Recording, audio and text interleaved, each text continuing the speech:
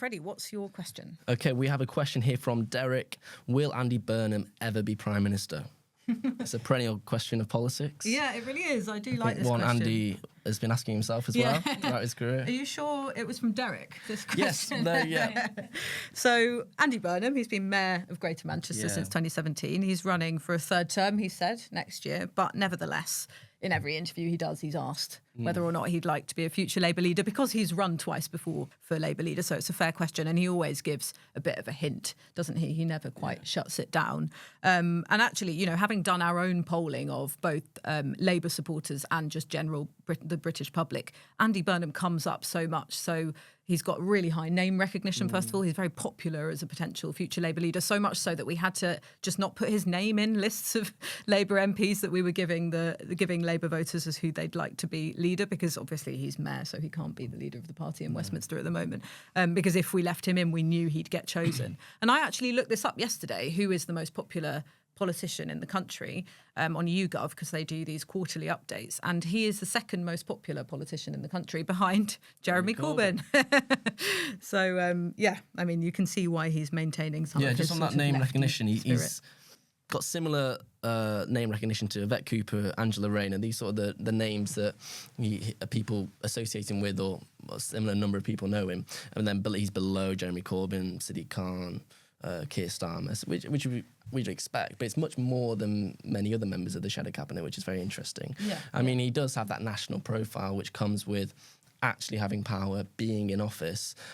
His profile rose dramatically during the pandemic when he chastised the government quite publicly. I think it was on the steps of the town hall in Manchester for imposing, I think it was tier 4 or tier 3, I can't remember, without sufficient funding to back that up. So having said that, the speculation around his future leadership has declined massively, I would say, in recent months.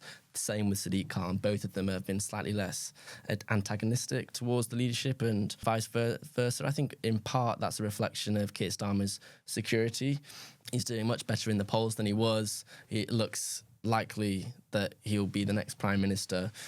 So the question of someone coming in, definitely before the next election, but even in the first term, is off the table at the moment. Whether that changes going forward, I think is really interesting. I think it's also interesting, and I know there's some frustration within the mayoralties and elsewhere, that the National Party and the Westminster bubble of Labour don't celebrate those people who are in power. Andy Burnham, Welsh Labour, Sadiq Khan, they're actually implementing policies. You know, Andy Burnham's launched the B network in Manchester, which has brought buses back into public control, which is the only place outside of London to do so. Yeah. And that's something to celebrate, you'd think. You'd think the National Party would go, look, this is what we do in power. This is our model, yeah. Exactly. And now we're going to do it for the whole country. And you don't really see that. I think that's just part of the competitiveness and also insecurity of the leader's office, that they don't really want to point to these other power bases around the country. Yeah, and now they're equivocating over ULEZ as well, because they've got this by-election coming up in Uxbridge and South Ruislip, which we spoke about on the last episode. But that's, you know, a little bit of a snub to Sadiq Khan, whose policy it is, and he wants to bring it in the summer.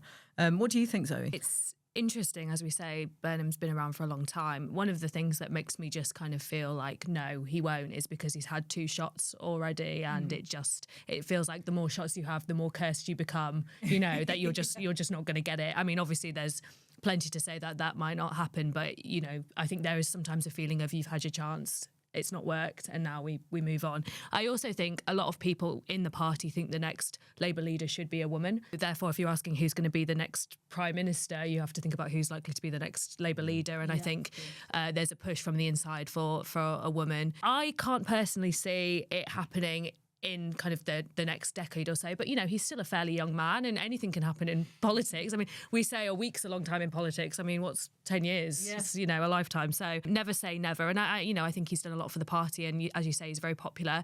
I think it would represent a shift in the Labour Party. Obviously, famously, him and Starmer don't get on that well. And Starmer is, I don't want to say a disciplinarian, but he keeps quite good control of the party. And you would think maybe there won't be as much profile building from Burnham if Starmer is kind of, you know, Prime Minister. But, I mean, who knows? We'll see. Starmer can't stay around for forever. So, yeah. Yeah. And actually, it is interesting because whenever Burnham used to make an intervention when Labour were sort of in the doldrums, it used to make big news.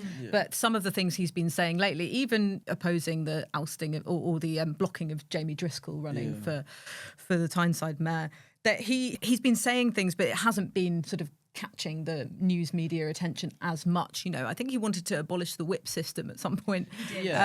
PR, again, as we were talking about in the first half of the podcast, he's in favour of that. Doesn't tend to sort of set the world on fire as much as his interventions used to. So I guess profile building will be a bit tougher for him while Labour is on the up and even while Labour is in government. Sure. I think that's right, but I also think it's a consequence of him just intervening less often. So when he did announce his rewiring Britain reforms with PR and other ideas, that did get a lot of coverage and people did take note.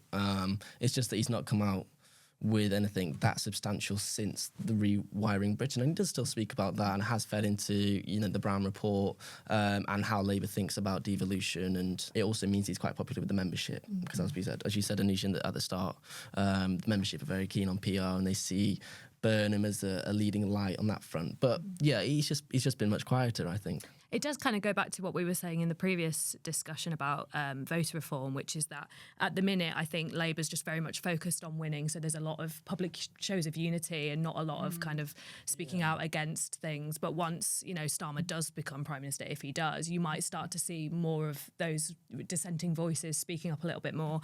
And certainly people thinking about whether they'll run to be the next Labour leader. So, yeah, we might see a bit of silence at the minute and then a bit more noise in a year or two. Who knows? Thanks to everyone who submitted questions. We do read them all, so please keep them coming in.